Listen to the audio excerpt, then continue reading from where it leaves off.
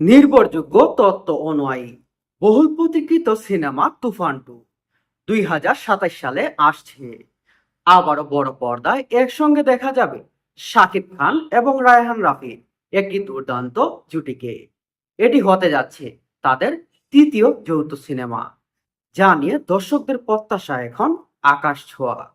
সব থেকে বড় চমক হলো শাকিব খানের সঙ্গে এবার বড় পর্দায় ভাগ করে নিতে পারেন কলকাতার জনপ্রিয় অভিনেত্রী মিমি চক্রবর্তী এবং বাংলাদেশের প্রতিভাবান অভিনেত্রী নাবিলা।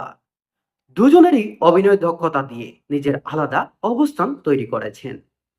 ব্যক্তিগতভাবে বলতে গেলে শাকিব খান ও মিমি চক্রবর্তীর এই জুটিকে একদম আগুন লাগে। এই জুটিকে তুফান 2 দেখার অপেক্ষায় রইলাম, যদিও সম্ভব হয়। জানা যায় তুফান 2-তে 3 জন নায়িকা থাকবে, কিন্তু মোটামুটি কনফার্ম যে নাবিলা থাকবে এবং সাবিলা নূর থাকবে, নাবিলা থাকবে এবং মিমি চক্রবর্তী